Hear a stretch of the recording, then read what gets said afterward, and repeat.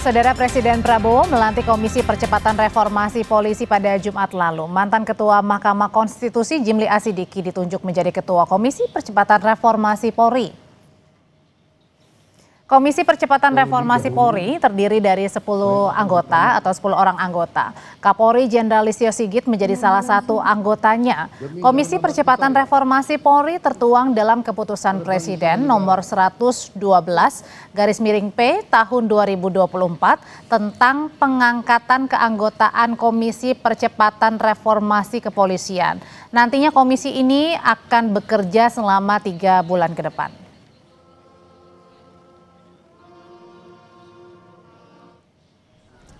Sementara hari ini adalah rapat perdana Komisi Reformasi Polri yang dilaksanakan pada Senin pagi di Gedung Mabes Polri. Kedepan Komisi Reformasi akan mengadakan rapat tiap minggunya dengan mengundang sejumlah pihak termasuk dari kalangan masyarakat untuk mengumpulkan sejumlah data. Ketua Komisi Reformasi Polri Jimli Asidiki menyatakan nantinya akan ada 2 jenis rekomendasi, yakni rekomendasi yang akan diserahkan ke Kapolri jika terkait dengan permasalahan internal dan rekomendasi yang langsung diserahkan kepada Presiden jika berhubungan dengan perbaikan. Meski begitu, Jimli menyebut Kapolri akan tetap terbuka dengan rekomendasi yang akan terbentuk ke depannya.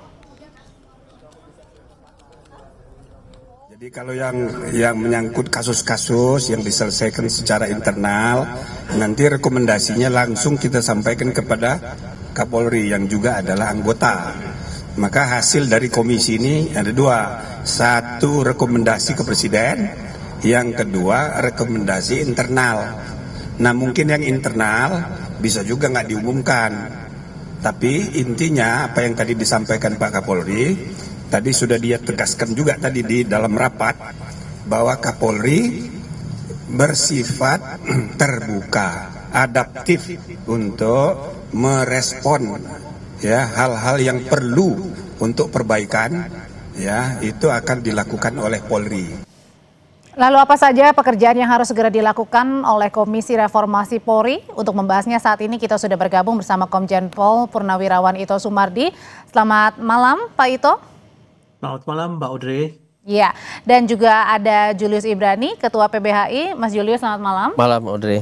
Saya mau tanya dulu pertama ke Mas Julius. Mas Julius, tadi kita sudah dengarkan rapat perdana hari ini di Mabes Polri. Ketuanya adalah Pak Jimli. Tadi Pak Jimli bilang bahwa akan ada 2 rekomendasi ke internal ke Kapolri langsung dan rekomendasi ke Presiden. Menurut Mas Julius sendiri, sebenarnya perbaikan apa pertama yang harus dilakukan sih di Komisi Reformasi Polri ini? 3 bulan loh.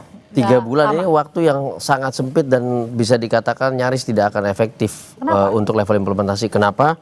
Karena kalau judulnya reformasi, Audrey, maka ini harus menyasar level yang paling fundamental. Dia harus bahas pasal 30 Undang-Undang Dasar, bagaimana keamanan dan ketertiban ini didefinisikan menjadi fungsi-fungsi di dalam tubuh Polri. Dia harus membahas Undang-Undang Polri ini masih relevan gak dengan kondisi saat ini, mana yang perlu ditambah, mana yang perlu dilengkapi dan direvisi segala macam. Nah, di level itu maka levelnya adalah level politik bersama dengan DPR RI. Nah, disinilah harus tim reformasi di bawah Presiden berada. Kalau tadi disebutkan Prof. Jimli, ini hal-hal yang mencakup internal, kemudian di level teknis implementatif akan disampaikan kepada internal Polri. Nah, saya pikir itu yang sudah dilakukan Polri oleh tim transformasi Polri. Jadi artinya di sini Mas Julius mengkritisi adalah anggota-anggotanya yang termasuk di dalamnya Kapolri sendiri maksudnya? Termasuk di situ. Kalau memang sasarannya adalah bagaimana menyusun program yang langsung dapat diimplementasikan secara teknis oleh Polri, maka cukup dengan tim transformasi Polri itu sendiri. Dan itu sudah berjalan mulai dari pendidikan, kemudian layanan masyarakat dan segala macam di bawah Kapolri. Nah kalau sasarannya adalah kepada Presiden, makanya saya katakan ini harus beda nih. Kalau judulnya sudah hingar-bingarnya udah luar biasa lah hegemoninya, reformasi, maka dia harus yang fundamental. Kalau dia hanya levelnya teknis tadi, ya cukup Kapolri saja, nggak perlu beramai-ramai tadi. Cukup Presiden memanggil Kapolri, melakukan pembenahan, melakukan transformasi terhadap pendidikan, pelayanan, penegakan hukum, transparansi, akuntabilitas, dan yang lain yang levelnya adalah artinya tidak perlu membentuk komisi. Artinya kemudian komite ini dirasa sia-sia. Artinya komite ini hanya mengulangi apa yang dilakukan oleh internal Polri secara mandiri, secara independen kan begitu. Kompetensi ya, ada masalah hukum, kemudian masalah tata negara, masalah HAM dan lain sebagainya. Kemudian juga yang kedua adalah pengalaman. Kemudian selain itu tadi dikatakan Mas Julius betul. Kenapa Kapolri ada di sana dan mantan Kapolri? Setiap era Kapolri ini kan beda-beda situasi, kondisi masyarakatnya pasti berbeda.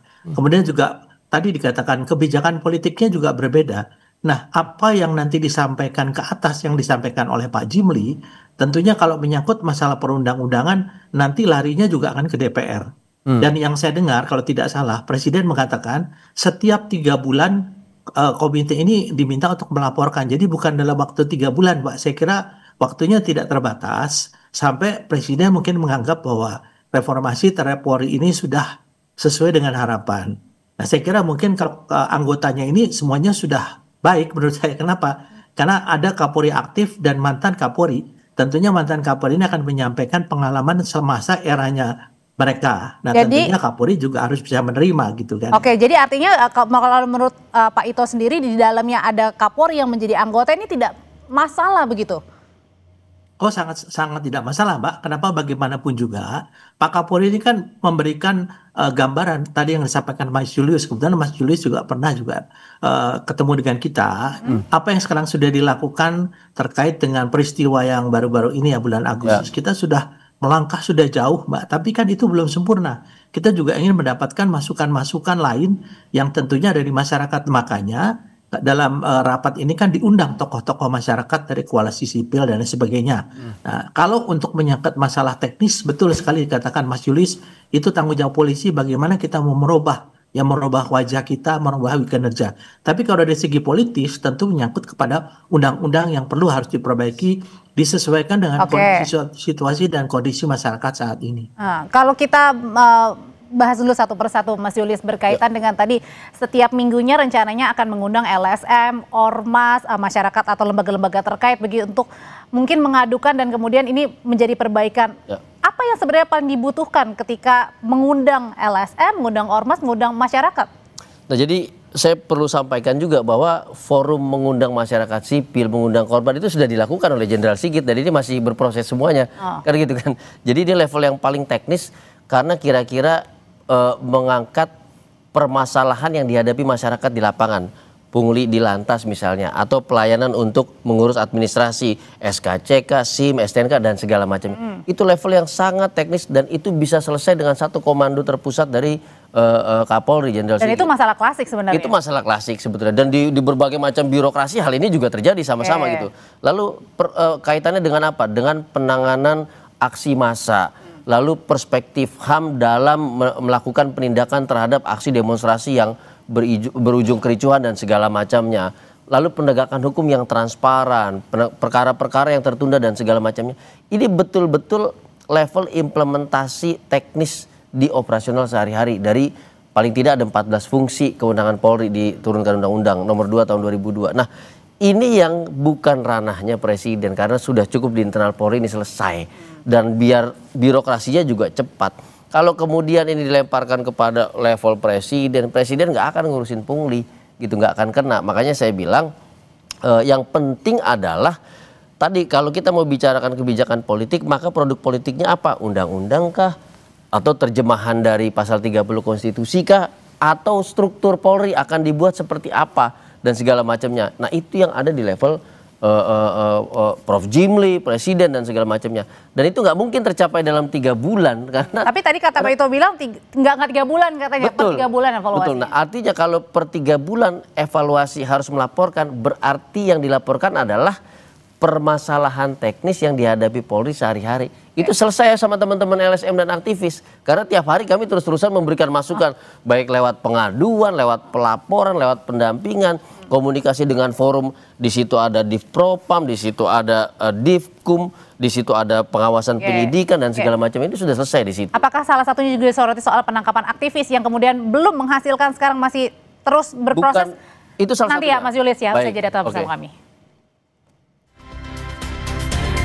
permasalahan yang dihadapi dan masyarakat sebenarnya ingin gercep ya dilakukan begitu, salah satunya misalnya penangkapan aktivis pada saat demo di Agustus lalu, kemudian juga bersih-bersih di tubuh Polri sendiri. Apakah dengan masuknya mantan Kapolri yang aktif sendiri ini kemudian bisa merubah sesuai dengan ekspektasi masyarakat? Ya, jadi begini, kalau masukan masyarakat itu banyak sekali, bukan hanya demo 29 Agustus kemarin dan yang lain, tapi bahkan misalnya penggunaan gas air mata. Dan ketika kita konfirmasi ke internal ternyata belum ada pendidikan yang memadai terhadap pasukan atau petugas di lapangan tentang HAM dan segala macam, sehingga penggunaan gas air mata dianggap wajar-wajar saja dan segala macam. Nah, artinya ini betul-betul di perutnya Polri, betul-betul di internalnya Polri. Makanya saya katakan kalau kita mau membenahi di level teknis seperti ini selesai karena forum itu sudah dibuka. Tinggal ditindaklanjuti oleh Kapolri dengan kebijakan-kebijakan internal, dengan pendidikan-pendidikan dan penempatan pimpinan yang memiliki perspektif atau pemahaman terkait dengan HAM. Dan ini perlu diperkuat. Nah, jika dia kemudian mengundang para mantan Kapolri yang sebetulnya dalam situasi yang sama yang dihadapi Jenderal Sigit saat ini, gitu loh. Artinya ini tidak menjadi satu signifikansi, malah terjadi asumsi yang seolah-olah oh ini Komite Reformasi Polri dikuasai oleh Polri itu sendiri. Artinya seolah-olah ada resistensi. Padahal tidak, forum itu dibuka kok. Jadi forum itu dibuka, ada perubahan, ada usulan segala macam. Yang pertama itu. Yang kedua adalah kita melihat seolah-olah ini ada redundancy gitu. Ini udah ada, di sini kok ada lagi dengan substansi gitu ya? Yang sama. Mau ngapain. Saya diskusi sama Prof. Jimli pun, kemudian Prof. Jimli mengatakan bahwa ya paling enggak kita bagi dua level. Yang level teknis kita kasih ke Pak Kapolri, kemudian yang level kebijakan dan politik kita kasih ke Presiden. Lah yang ini ngapain? Kalau yang sudah teknis ini Kapolri paham, lepaskan saja ke dia. Yang ini dengan level yang high level di Presiden, ini harusnya ke DPR, ke MPR dan segala macamnya. Itu yang saya katakan dari awal, ini akan sia-sia dan ini akan mengulang apa yang sedang dilakukan. Dan jangan-jangan nanti malah grecokin, karena ini udah mulai duluan, ini sudah berjalan, tahu-tahu ini masuk, dia ditagih lagi di sini, ditagih lagi di internal. Nah ini yang saya katakan akhirnya nggak efektif. Kalau gitu gimana caranya Pak Ito meyakinkan bahwa Komisi Reformasi Polri ini bukan hanya sesuatu hal yang responsif ya, tanggap responsif begitu dengan keinginan dari rakyat, tapi benar-benar memang menjadi sesuatu pembaharuan reformasi di tubuh kepolisian? Iya, menurut saya sih apa yang dikatakan Mbak Audrey betul, responsif lah. Kalau tidak responsif berarti kita kan tidak mau berubah. Jadi dengan responsif ini kita ingin berubah dari hal-hal yang diinginkan oleh masyarakat. Tapi betul sekali saya sependapat dengan Mas Julius. Untuk masalah teknis itu kan cukup Pak Kapolri. Hanya mungkin Presiden punya pertimbangan lain. Di dalam Komite Reformasi ini ada namanya pengawas. Jadi bukan hanya Pak Kapolri yang masih aktif, tapi mantan-mantan Kapolri pun juga menjadi pengawas bagaimana pelaksanaan reformasi atau transformasi akselerasi di Indonesia. Jadi itu mungkin beliau-beliau ditujukan, tentu kita nggak bisa menanyakan mengenai mengapa ini dipilih oleh Bapak Presiden ya. Itu pertimbangan beliau. Kemudian yang kedua, saya sudah 2 kali bertemu Prof. Mahfud MD. Beliau sangat-sangat baik karena begini, menurut beliau, Pak Ito, memang kita ini kan harus memilih orang-orang yang mengerti tentang sejarah Polri, mengerti tentang bagaimana kepolisian di dunia ini ya, tugas pokoknya meskipun berbeda-beda strukturnya.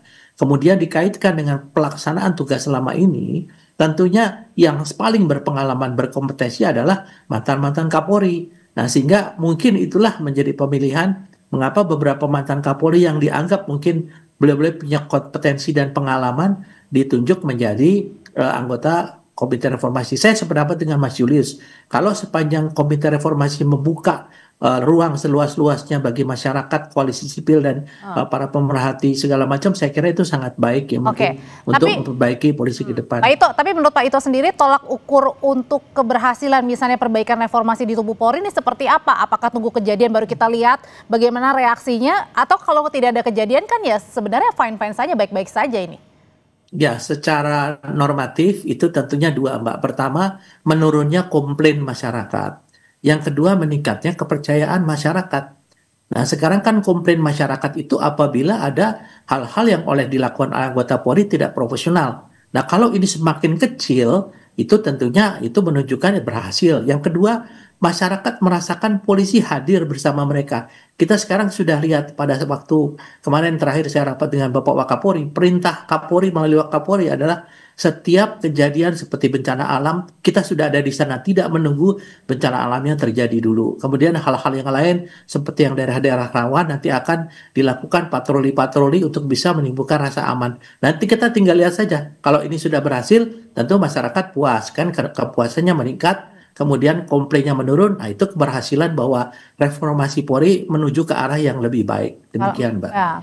Ini saya ada catatan juga tapi Jenderal Ito. Jadi gini, yang kami khawatirkan itu adalah ketika pendekatannya adalah pendekatan kekuasaan di level presiden, maka reformasi itu perspektifnya adalah perspektif kekuasaan. Ini misalnya apa?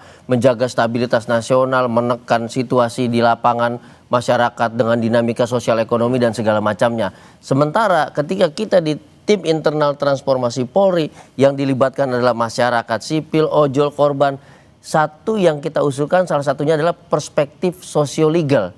Jadi bukan legal ansih formil di kepala polisi. Sehingga pendekatan-pendekatan kemasyarakatan itu digunakan. Jadi tahu apa yang menjadi kebutuhan masyarakat di level Polri. Apakah itu bisa terjadi di komite bentukan presiden dengan segala elit-elitnya itu? Nah, saya tidak yakin bagian itu. Saya harus kasih contoh lah. Contoh, Kapolda Metro Jaya pernah menerapkan pendekatan HAM 2 tahun lebih terhadap demonstrasi. Apapun itu, mau bikin tenda di depan Monas segala macam gak boleh disentuh, padahal nginep berhari-hari.